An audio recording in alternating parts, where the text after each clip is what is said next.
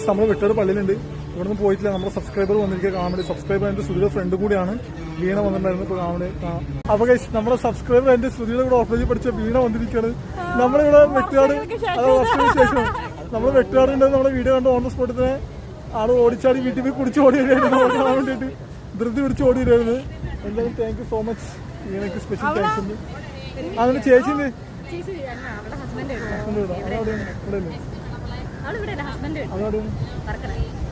ചേച്ചിയുടെ വർക്കറിലാണ്. അപ്പൊ വീണ എനിക്ക് കൊന്ത വെഞ്ചരിച്ച് വാങ്ങിച്ചു തന്നിട്ടുണ്ട്. എന്തായാലും താങ്ക് യു സോ മച്ച്. ഒരു പ്രാർത്ഥന ബുക്കും വായിച്ചു തന്നിട്ടുണ്ട്. Thank you. കൊന്ത ബുക്കും എനിക്കൊരു കൊന്തയും വായിച്ചു തന്നു. Thank you so much.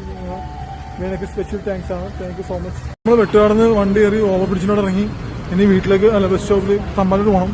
എന്നിട്ട് അവിടെ നിന്നാണ് നമുക്ക് അടുത്ത ബസ് വീട്ടിൽ പോകാനായിട്ട്. ഗൈസ് നമ്മൾ ബായ് പറയാണ്. ചേച്ചിയും ചേട്ടനും ചേച്ചിയുടെ കൂട്ടുകാരും കൂടി പോകണം. നമ്മൾ ഇവിടെ നിന്ന് ബസ് കയറി പോവും. അവരവിടെ നിന്ന് സെപ്പറേറ്റ് പിരിഞ്ഞു പോകും. പേരെടുക്കാം. മൊബൈലിൽ കളിയാണ് അവരൊക്കെ. നമ്മൾ തിരുവനന്തപുരം ബസ് കയറി നെടുമങ്ങാട് എത്തി. അവിടെ നിന്ന് അടുത്ത ബസ് കയറി എന്നിട്ട് ചാനൂർ പോയിട്ട് അവിടെ നിന്ന് ഓട്ടോറിക്ഷയ്ക്ക് പോകണം. എന്തായാലും കുഴപ്പമില്ല പോവാം അല്ലേ. വീടെത്തുമ്പോൾ എന്തായാലും ഇപ്പം നമ്മൾ 8:30 9 മണിയൊക്കെ ആകുമ്പോൾ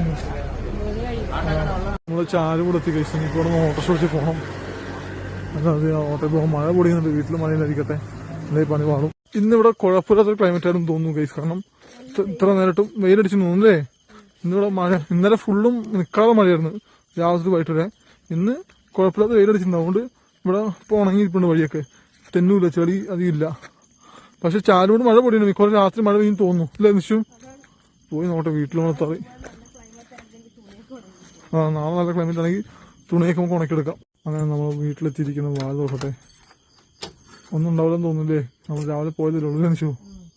എന്നാലും പൂട്ടിട്ടൊക്കെ പോയത് നമുക്ക് സേഫാണെന്ന് പ്രതീക്ഷിക്കുന്നു.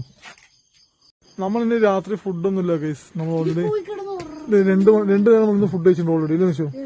രാവിലെ കട്ടൻ കാപ്പിയും കടിയും കഴിച്ചു.